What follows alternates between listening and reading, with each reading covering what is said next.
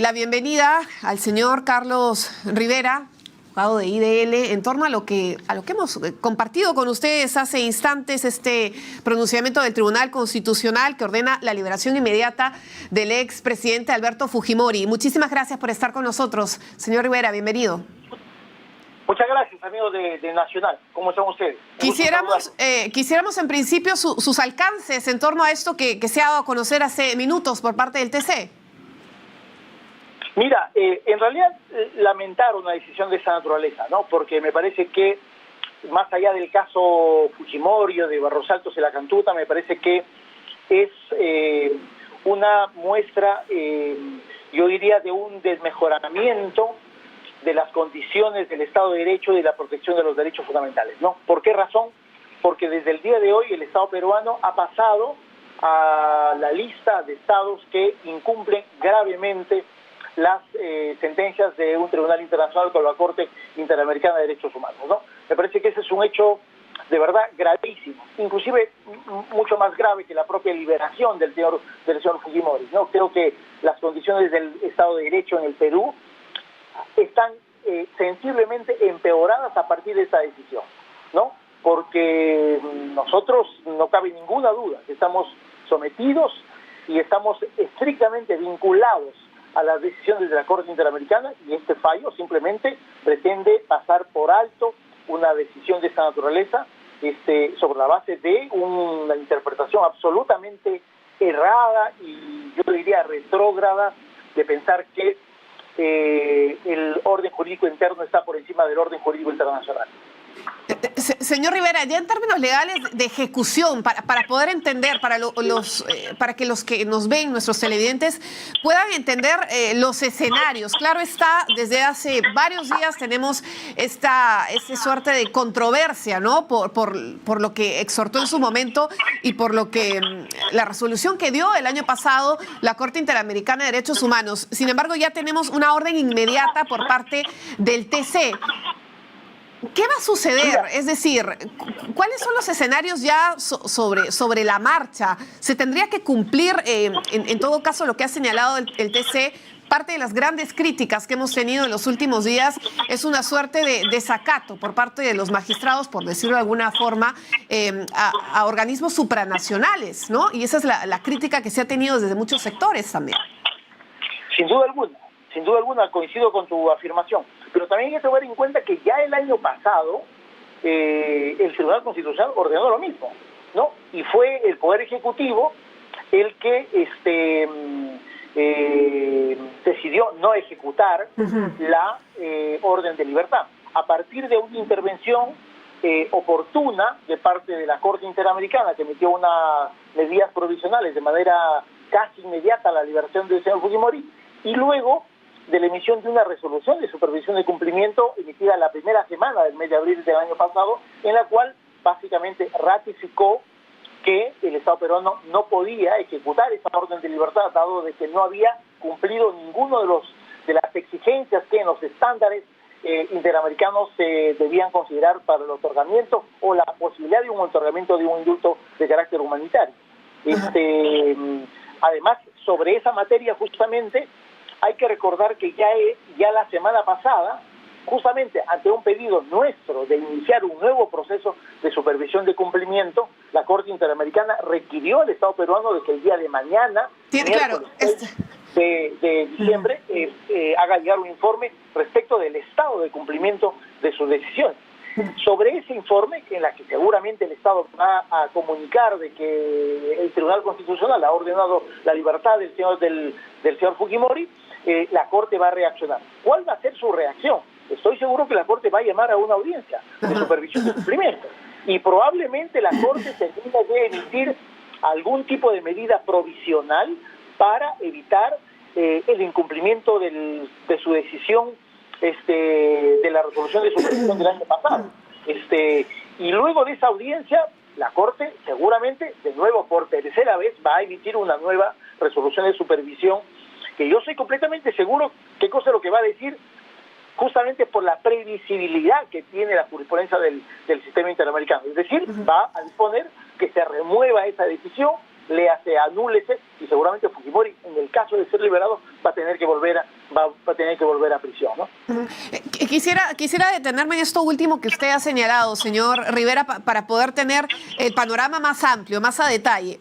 A ver, estos son los caminos. De hecho, usted hacía mención en torno a este informe que se ha pedido al Estado peruano como plazo máximo hasta el día de mañana, 6 de diciembre, para que se presente sobre la situación que impide finalmente liberar al ex mandatario. Hace algunos instantes conversábamos con el señor Ernesto Blume, un poco una crítica que tenía sobre la Corte Interamericana de Derechos Humanos en torno a entrometerse de cierta manera en temas internos. Y bueno, el tema de discusión que siempre sale a la luz en situaciones o en contextos como estos es si debemos o no formar parte de estos organismos supranacionales, que bueno, eso ya es un tema aparte, pero lo cierto es que hoy por hoy el Perú se allana a las decisiones que se adopten por parte de la Corte Interamericana. Es decir, dicho esto, si es que el Estado, si es que se ejecuta esta excarcelación, ¿qué podría implicar para el Estado peruano? Mira, sí, yo creo que el tema de fondo que estamos discutiendo, te diría que inclusive no solo es el tema de la liberación de Fujimori. Me parece que en este momento la mayoría que está en el Tribunal Constitucional está utilizando políticamente la liberación del señor Fujimori para colocar sobre la mesa lo que desde hace mucho tiempo es parte de una propuesta, de un discurso político, yo diría inclusive ideológico, que tiene como base justamente este ánimo de desconocer la jurisprudencia y nuestra vinculación al sistema interamericano de protección de los derechos humanos. Eso que Blume dice, ¿no?, que la Corte no debe entrometerse. Claro, en realidad creo que no... Ideologizado es el término que ha acuñado el señor Blume. Ese es el término que suelen utilizar, ¿no? Pero mira, más allá de acreditar un impresionante desconocimiento del derecho internacional del señor Blume, en realidad ningún tribunal internacional se entromete en asuntos internos, si es que no hay una vinculación de carácter convencional. Y aquí hay un tratado internacional que se llama Convención Americana sobre Derechos Humanos que el Perú ha firmado y ha ratificado. Y por lo tanto, no es que la Corte Interamericana se entromete, sino que el Estado peruano ha aceptado un sometimiento a la competencia contenciosa. La Convención Interamericana, claro. Exactamente. Y digamos, hay un procedimiento, ¿no es cierto?, que ha seguido Venezuela, que está por seguir Nicaragua, si es que alguien desea denunciar un tratado. Pero no puede simplemente acusarse o querer imputar una suerte de ideología cuando no se dice exactamente en qué consiste esa supuesta ideologización. Acá la Corte lo que está haciendo es decir, mira, yo he emitido 2 sentencias, Barrios Altos 2001, La Cantuta 2006, y sobre esas sentencias el Estado peruano ha asumido ejecutar obligaciones internacionales. Consecuentemente, si el Estado peruano no cumple con esas obligaciones internacionales, yo tengo el deber, porque así lo establece también la propia Convención Americana, de supervisar el cumplimiento de esas sentencias de carácter internacional. Consecuentemente, lo que está haciendo la Corte Interamericana no es un entrometimiento, ¿no es cierto?, sino básicamente cumplir y ejecutar sus atribuciones convencionales sobre la base de lo que la propia Corte en las últimas 3 décadas ha venido desarrollando en su jurisprudencia, que justamente uno de los principales órganos de recepción de esa jurisprudencia ha sido el Tribunal Constitucional. El problema de Blume y de todas estas personas es que parece que no leen lo que el Tribunal ha venido resolviendo en las últimas décadas. Y ahora entramos a una circunstancia que es la que yo te decía, me parece que es inclusive mucho más grave que la propia liberación de Fujimori, que es entrar a un momento de desconocimiento. De desacato, en todo caso, ¿no? De desacato de las sentencias internacionales. Ahora, ¿eso qué consecuencia tiene? Bueno, va a tener consecuencias respecto a los derechos de la gente. Porque no es que los políticos vayan a la Corte, va la gente de a pie.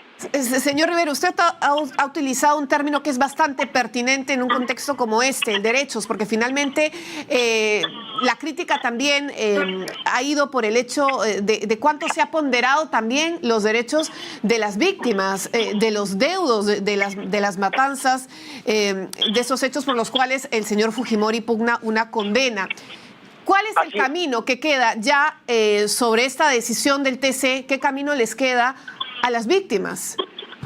Sí, mira, hay que colocar una cosa que parece obvia, pero me parece que hay un discurso que pretende negar eso.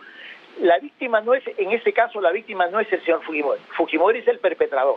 ¿no? Fujimori es el que está condenado y el que tiene que rendir cuentas frente a la justicia. Por eso la Corte estableció un estándar para la posibilidad, que fue una suerte de puerta abierta que dejó la Corte del 18, la posibilidad de un indulto humanitario. Pero siempre y cuando se den los lineamientos, los criterios. Porque la Corte razona de la siguiente manera: oye, usted ha sido condenado, ¿no es cierto?, por crímenes que son considerados inclusive como crímenes de lesa humanidad. Por lo tanto, la posibilidad de una liberación por razones humanitarias, la Corte dice, yo no la cierro, dejo una puerta abierta, pero usted tiene que cumplir un estándar.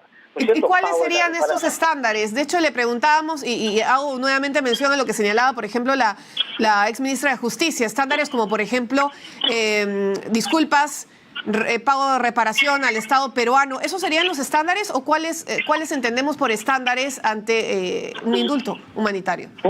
Mira, la Corte del año 18 estableció los siguientes. 1, pago de la reparación civil. 2, perdón público a las víctimas, que es una cosa tan elemental, ¿no es cierto? 3, colaboración decidida con el esclarecimiento de los hechos, colaboración decidida con el hallazgo de los restos de las personas desaparecidas, verificar si es que no existe otra posibilidad de atención médica que no sea dentro del establecimiento penitenciario. Es decir, son cosas, como tú verás, no está poniendo una valla exagerada o imposible de cumplir. Todo se puede cumplir. El problema es de que ni el señor Fujimori ni su defensa quieren transitar ese camino. Nunca han querido pedir perdón público, ¿no es cierto? Y siempre han dicho que su condena ha sido el resultado de los odios de sus enemigos, cuando en realidad ha sido el resultado de una decisión judicial que ha sido confirmada y ratificada por innumerables decisiones de carácter judicial. Por lo tanto, ¿cuál es el camino que nos corresponde? Bueno, el camino que nos corresponde es justamente seguir activando el mecanismo de supervisión, ¿no? Mañana el Estado peruano tiene que informar a la Corte qué cosa es lo que ha pasado, informará que el Tribunal Constitucional acaba de emitir una resolución ordenando la libertad de Fujimori, ¿no es cierto? Y la Corte, dentro de sus procedimientos, va a disponer seguramente la realización de una audiencia de supervisión de cumplimiento. Se puede ser en San José de Costa Rica o una audiencia virtual, como ocurrió el año pasado, y luego de esa audiencia, que va a ser seguramente en términos casi inmediatos, la Corte va a emitir una nueva resolución. Y creo yo, de acuerdo a los estándares que la Corte suele manejar en cuanto a la previsibilidad de sus decisiones, la Corte básicamente va a ratificar lo que ha dicho el año 18 y lo que ha dicho el año 22. Es decir, Estado peruano, usted no ha cumplido con los estándares que yo establecí y por lo tanto me ratifico en que esa liberación tiene que ser negada y en el caso de ejecutarse seguramente la Corte va a disponer que se remuevan las disposiciones del derecho interno para que se siga cumpliendo la condena de acuerdo a los términos que fue declarado el año 2009. Entonces, un poco para sintetizar lo que usted nos señala, señor Rivera, lo ideal, el camino ideal a su entender sería esperar este informe que se ha pedido como máximo hasta el día 6 de diciembre, es decir, mañana, a la Corte Interamericana de Derechos Humanos para finalmente, como Estado peruano, tomar una acción frente a esta, o en todo caso ejecutar o no, esta disposición del Tribunal Constitucional. ¿Entendemos bien que por ahí sería el camino? Sí, de hecho que sí. Estamos en el marco de un proceso de supervisión de las sentencias de Barrios Altos y La Cantuta y consecuentemente la decisión que vaya a tomar la Corte es una decisión que obliga de manera directa al Estado peruano. De eso no tenemos ninguna duda. Ya ocurrió el año 2018, ocurrió el año pasado y aquí básicamente lo que ha cambiado no son las circunstancias jurídicas, sino la composición del Tribunal Constitucional, ¿no? Perfecto. Que es, yo creo, el elemento que es el que está apareciendo como el elemento perturbador de esta circunstancia que estamos comentando. Perfecto, muchísimas gracias por este contacto, señor Rivera, abogado de IDL. Vamos ahora con más reacciones, tenemos ya en la línea